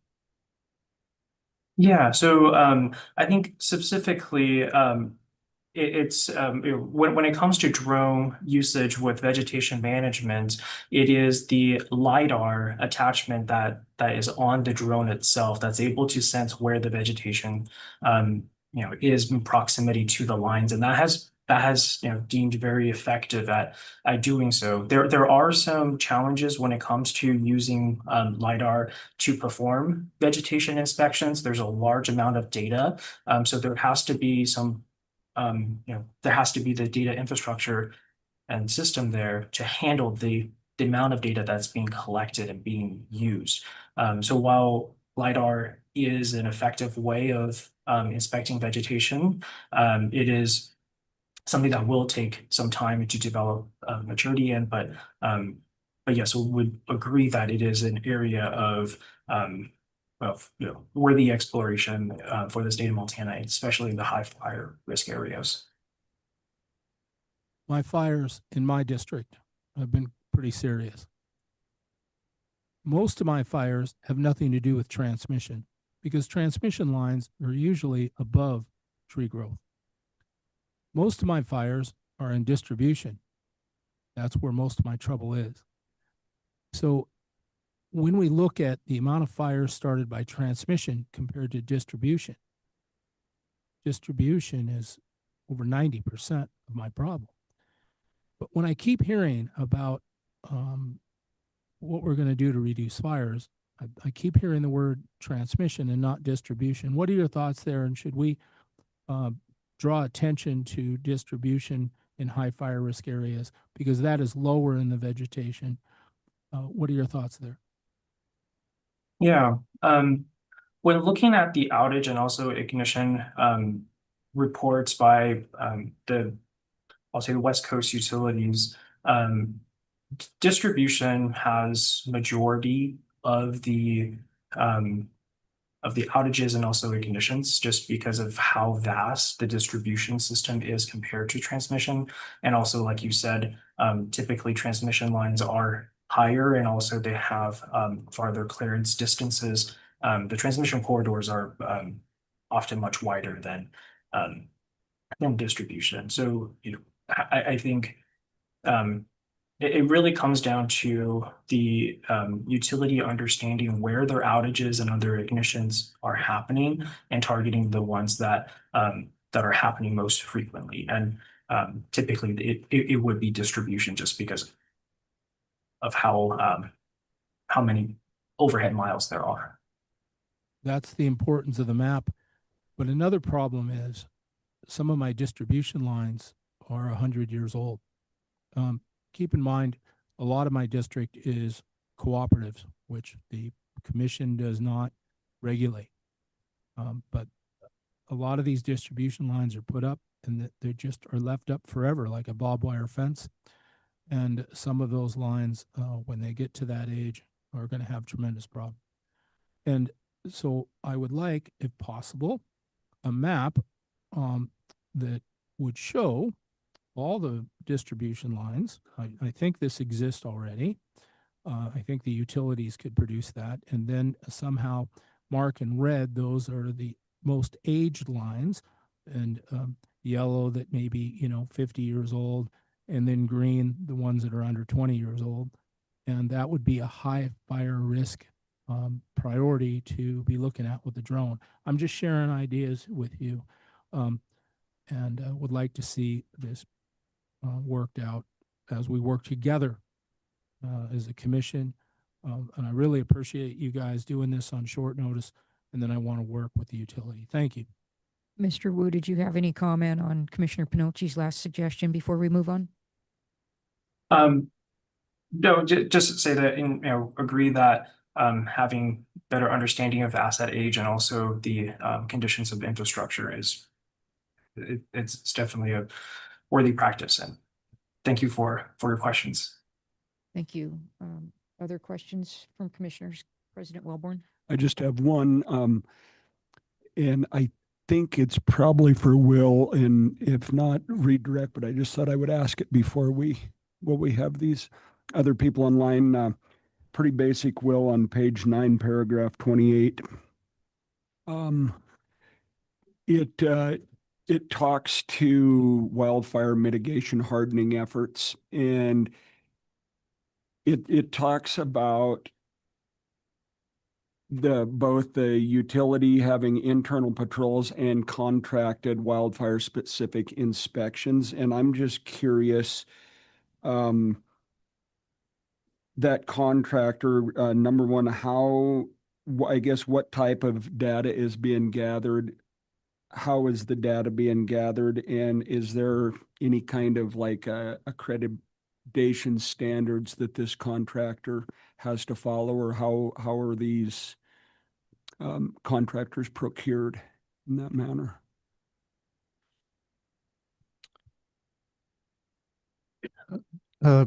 Madam Chair, President Wellborn, just to be clear, so you're referring to page 9, paragraph 28 of the draft notice of commission action? I believe so. Where we're talking about the enhanced wildfire mitigation hardening efforts? Yes, sir. Okay. And the question is about the enhanced aerial assessments of transmission and distribution facilities? Well, it just talks about different things. The distribution assessments alternate between internal patrols and contracted wildfire specific inspections. And I was just curious, as far as the contractor, what are they doing? How are they going about doing these inspections, and what kind of data is being gathered?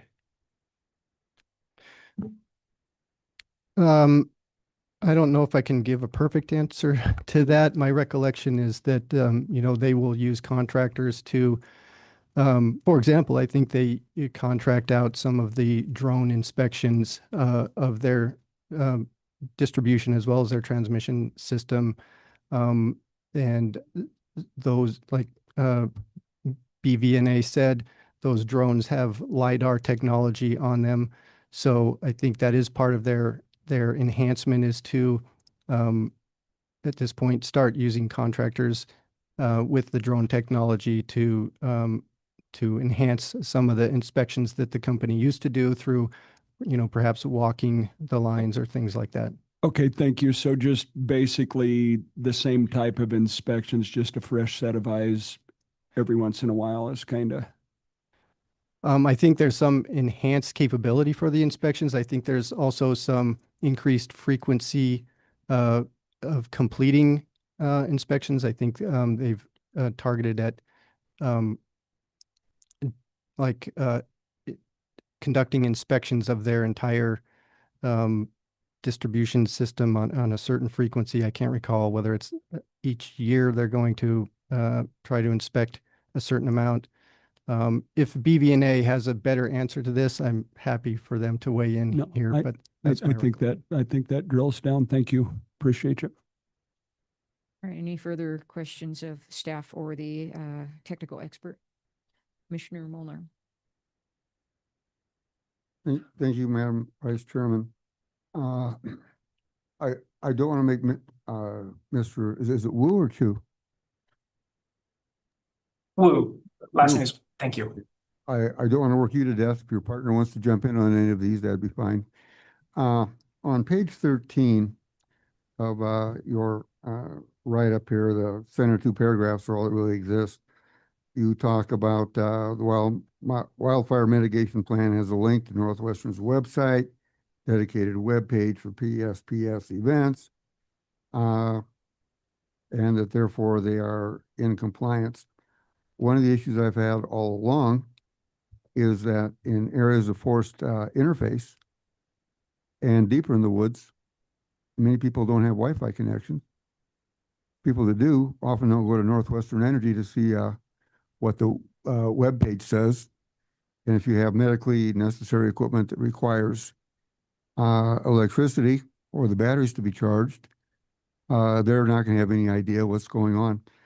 So, and I had this I don't know if you watched our work sessions or not on this in your preparation for this. One of the questions I asked was whether or not they were going to have interaction with the sheriffs, the Forest Service, to get information out to these people.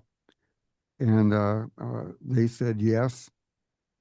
And in a forest area, that's going to be complex. Not just the wind is blowing and they had to shut it down, but you've got smoke, you've got fire, you've got heavy equipment moving up and down the roads. Have they ever held a drill in an area to see what it takes to coordinate with the sheriff, first responders, Forest Service personnel to get the word out and move these people if necessary, or have them go to where they can plug in their medical apparatus, not just words on paper, but an actual drill like a fire drill to see if what they have will work? Commissioner, again, reiterating what Alan said earlier, we were working with all of the information that we were given. Typically, if we were performing, I guess, more of an independent evaluation, we would send out data requests and we would try to gather more information on the specifics that the utility is doing to comply with the measures outlined in their wildfire mitigation plan.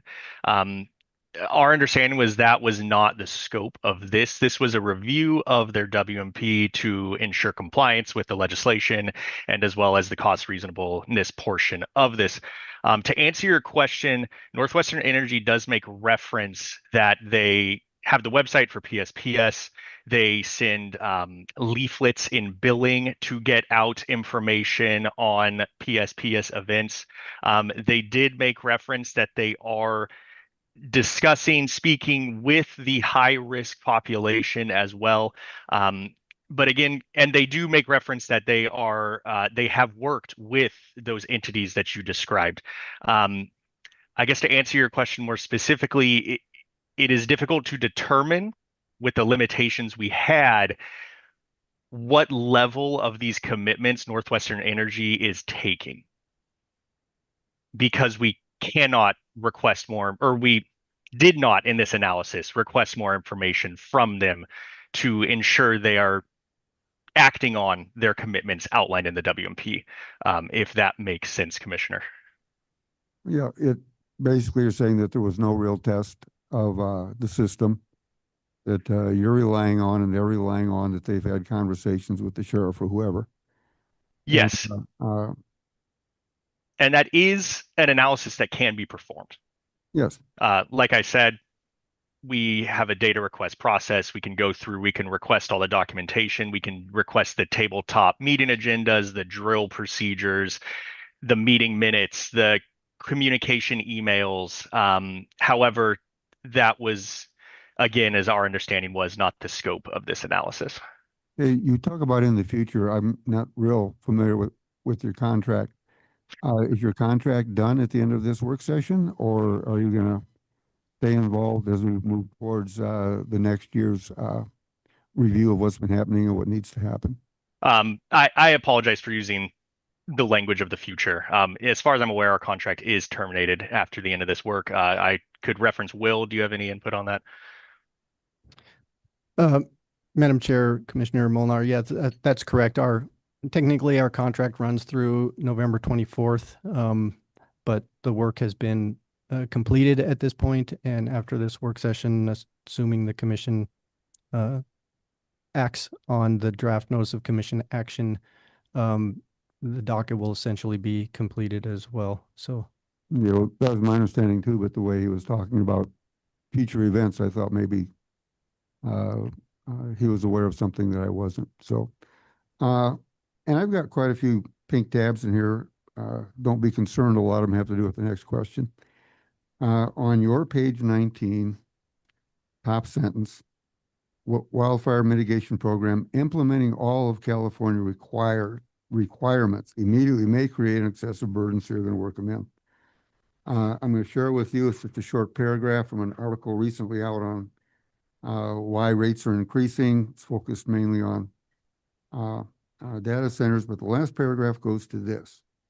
One of the reasons for California's electricity rates are so much higher than most of the country is the cost associated with preventing wildfires. PG&E, the largest utility in the state, said in March that it expects rates to remain stable this year, and its costs associated with wildfire prevention are taken out of people's bills.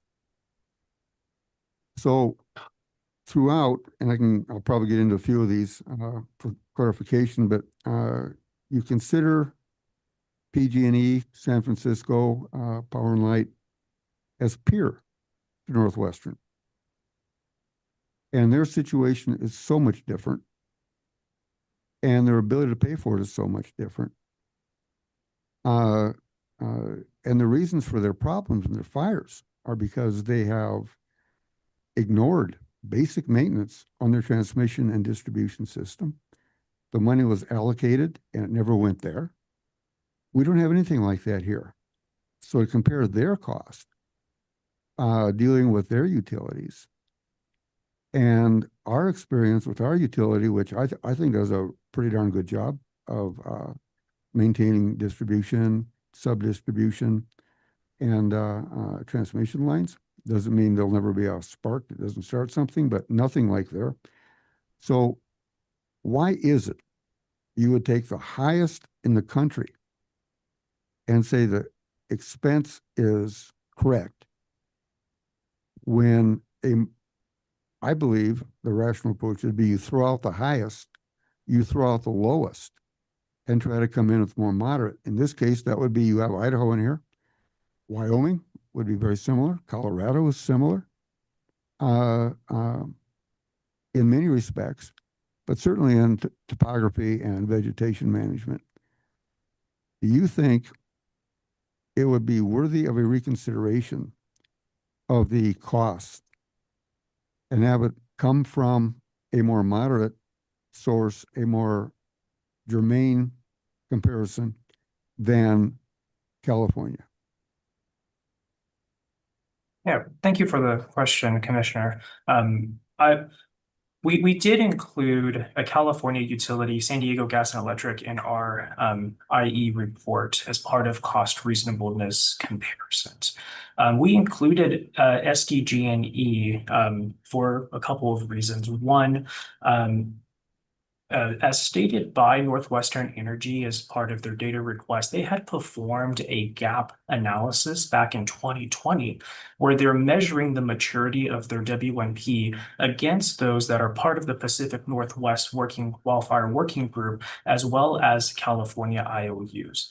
The core of our cost comparison is comparing Northwestern Energy to Avista Power, Idaho Power and Pacific Power, specifically up in the Oregon area. The cost comparisons for adding San Diego Gas and Electric as part of the cost comparison was merely to show where the California IOU was as used by Northwestern Energy because they included California IOUs as part of their WNP maturity comparison to, or gap analysis that they had performed. Also, when we're looking at the costs of the utilities in our cost reasonableness section, we do not compare the total cost, but more so the percentage allocations of those costs. So it's a percentage of grid hardening, percentage of vegetation management compared to the overall forecasts.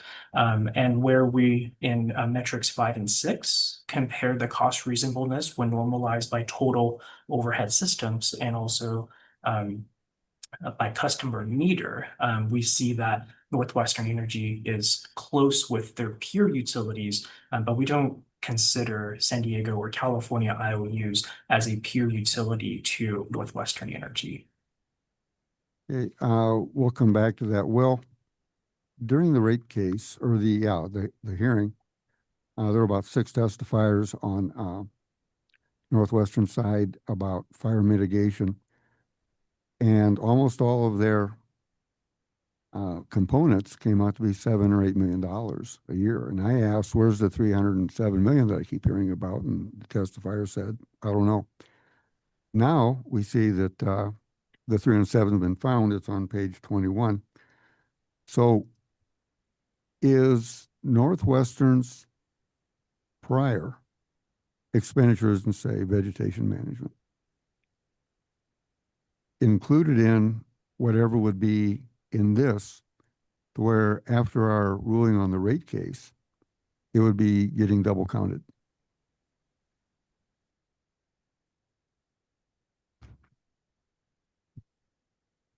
Madam Chair, Commissioner Molnar, so as I understand it, in the rate case, Northwestern presented their 2024 wildfire mitigation plan and used that as sort of a foundation or a basis of their proposal for the wildfire mitigation balancing account mechanism that they were asking for.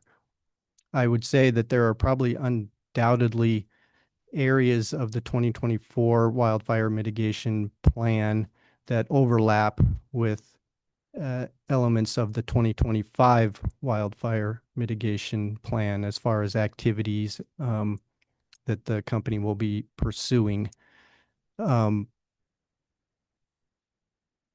I, sitting here today, can't provide a dollar for dollar comparison of the 2024 wildfire mitigation plan to the 2025 wildfire mitigation plan.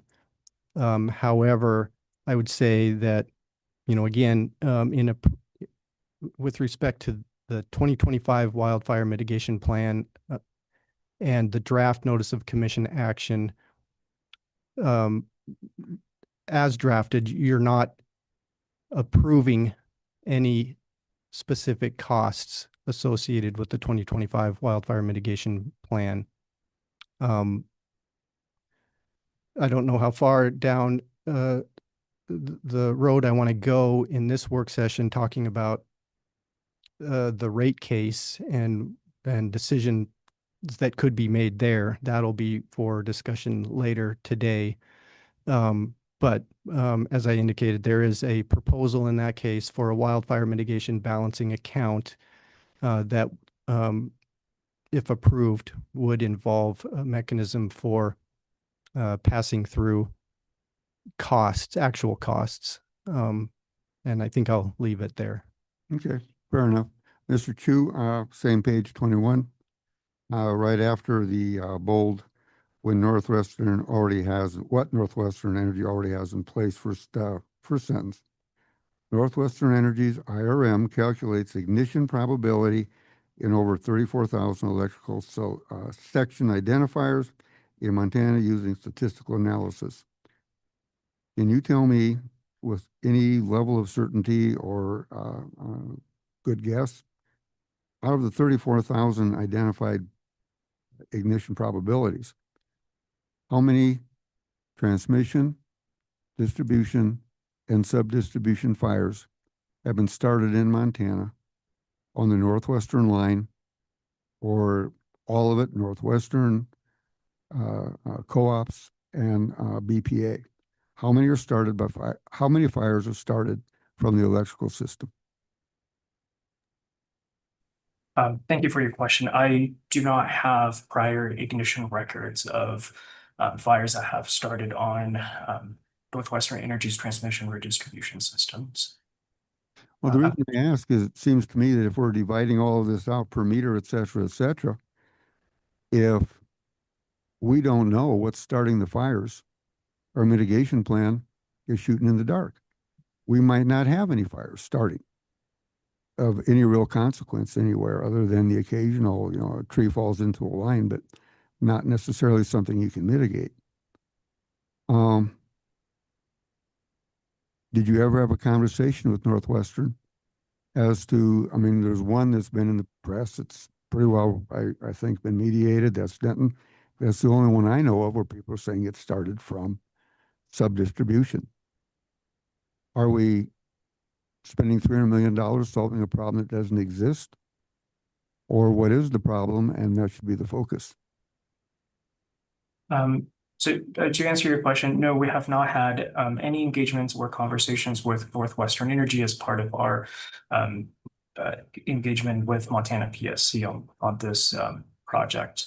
To answer your question of having limited ignitions being started on the transmission distribution system, it looks like Northwestern Energy has contracted Cloudfire, they state in the data response, to develop their wildfire consequence model. And also they have internally conducted risk analysis to determine the probability of risk.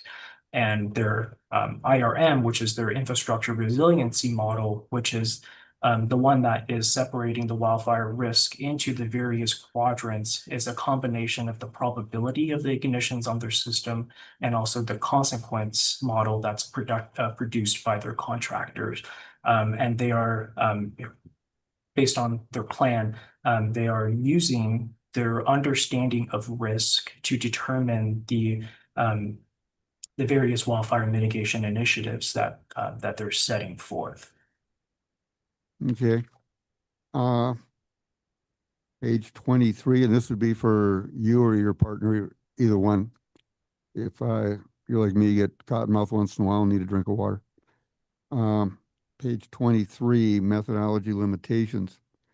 And in several other places, they talk about things that need to be looked at in the future. Why aren't those things in here now for Northwestern to be looking at? So we're not going through a whole fire season without a complete analysis of the things that need to be analyzed. Yeah, I think it ties back to House Bill 490.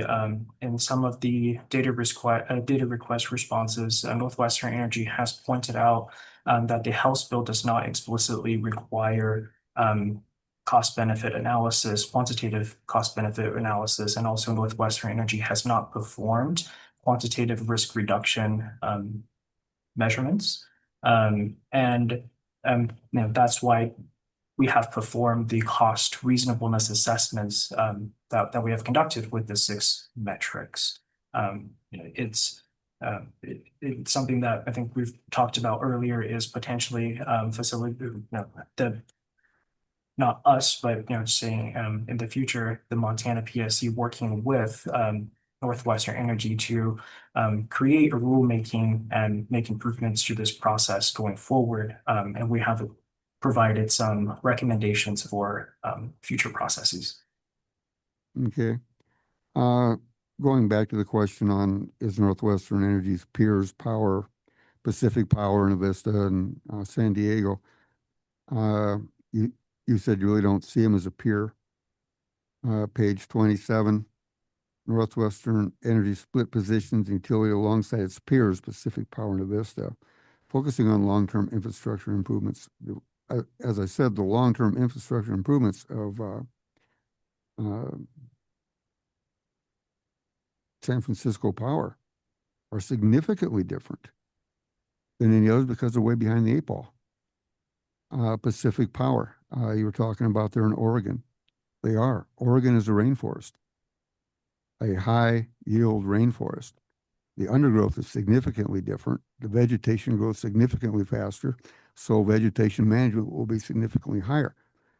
I really don't want to go all the way back to what I said, but can you repeat to me why I should think that Northwestern Energy's peers should be in the highest cost areas and areas that don't match us on a vegetation management or even environmental similar stance? Yes, so I definitely agree with you that San Diego Gas and Electric and also any California utility for that matter are not considered or should not be considered peer utilities to Northwestern Energy. Reason why Pacific Power, the component of Pacific Power that is in Oregon, was selected as a peer utility, again, goes back to what Northwestern Energy has identified as their peer utility based on their 2020 WNP maturity gap analysis that was performed. And they have also provided an output summary of their gap analysis as part of the data request response attachments. As part of their description of the gap analysis, they considered themselves, or they compared themselves to a working group called the Pacific Northwest Wildfire Working Group, which included utilities, Pacific Power, Avista, and also Idaho Power. Amongst others, there were other utilities that are a part of the Pacific Northwest Wildfire Working Group. We selected Pacific Power, Avista, and Idaho Power based on the size of their service area in terms of customer counts. So the number of customer meters were within relative size to Northwestern Energy. And also they have regulatory environments that are similar to Northwestern, where there is legislation establishing minimum requirements of WNPs and require commission approval of the WNPs. In our report, we do point out the limitations of doing the cost comparisons, in that we're limited to doing the cost comparisons because the quantitative risk reduction values are not provided. If those had been provided, this would have been focused on Northwestern Energy instead of having Northwestern Energy being compared to other utilities. Okay, page 32, next to the last paragraph. The annual forecasted expenditure of $76.9 million appears reasonable when benchmarked against comparable utilities. I go back to that. The wildlife management mitigation plan focuses on system preparedness, vegetation management, assessment, and repairs. I've gone at that California is in serious need of repairs that we are not. Accounting for 92% of total forecast, aligns with peer utilities. Going back to your page 28, in the operation, the O&M, vegetation management for Northwestern Energy is 49%. We'll call it 50. Avista is 89. We'll call that 90. Idaho Power is close to 90. Pacific Power and SDG&E are very much closer to Northwestern Energy. All those are based on the environment. They're based on how much rainfall you get in Oregon compared to Southern California and Montana. So I don't see that we're peer. We're not looking at peer based on environment. We're looking at peer based on a study somewhere. And I don't know if they focused on environment. So if I'm going to okay a $300 million rate increase, which we're about to take a look at one of those here in the next 24 hours, I don't want to have 300 million that I can't justify. And despite what Will said, and he and I occasionally disagree, I know it's hard to believe, but 490 says that if they do what we say, it is considered to be a balanced approach and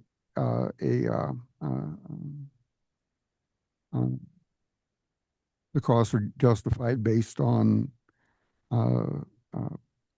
public benefit, which are the exact words that are used for a pre-approval. I don't think we can bet, we can say it doesn't count. I think the courts can say it does count. In your work with other states, when they pass a WMP program, do their public service commissions or legislatures or courts, well, legislatures wouldn't probably, I wouldn't imagine, but would the commissions and the courts of other states, if they pass a plan, have they ever gone back and said, I'm sorry, we're not going to approve this, and had it stick? I want to reiterate the question you just asked. In other states, has there ever been approved WMP initiatives that were denied costs?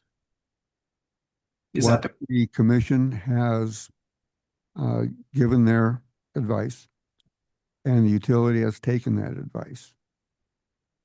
Are you aware of any even minor disallowances from the original acquiescence? Yes. So I'm going to use California as an example here because I'm familiar with the regulatory processes there. In California, the approval of the WMP comes from the Office of Energy Infrastructure Safety and then later ratified by California Public Utilities Commission. The Office of Energy Infrastructure Safety is the agency that approves the WMP in terms of the risk reduction and also the completeness of the plan and how the plan is progressing and maturing. There is a set of evaluation criteria that energy safety is following. California Public Utilities Commission is the agency that approves costs, and those are done through memorandum accounts, balancing accounts, and also general rate cases, which wildfire costs are a part of. If we follow because we have San Diego Gas and Electric here as the example. There is San Diego Gas Electric's 2024 GRC, where the CPUC just released Track 2's proposed decision, where they are disallowing costs incurred by San Diego Gas and Electric's 2019 to 2022 costs related to wildfire mitigation plans that were previously approved. Some of those disallowances are quite significant. So yes, that what you're describing and asking has happened in other states, and it's happening pretty recently, actually. Commissioner Molnar. Mr. Chu, thank you very much. Commissioner Molnar. Yeah. You've been going for about a half hour. We have 5 commissioners. So can you wrap up pretty quick? I was saying thank you. Okay, great. So you drew and fired while I was still taking my stance. Mr. Chu, thank you very much. And I've forgotten your partner's name, but you both have been very helpful. And I think without your input, we'd be looking at a serious question and answer period before the legislature. So thank you very much. Thank you. Thank you for questions. Thank you, sir. Any other questions from commissioners before we go to the motion? Okay, seeing none, before we go to motion, I'd just like to thank the technical master for your work in getting on this very quickly, responding to the commission's request quickly and producing your work very quickly, and for making yourselves available today for all of the additional information that was presented here. And I'd also like to thank the utility for submitting their plan timely, and staff for the amazing work that you did to make sure that this was on our desk today. So thank you for that. And with that, I'm going to ask for a motion. Do I hear a motion to approve the draft notice of commission action as the commission's final action approving Northwestern Energy's wildfire mitigation plan and authorizing staff to make non-substantive edits as needed?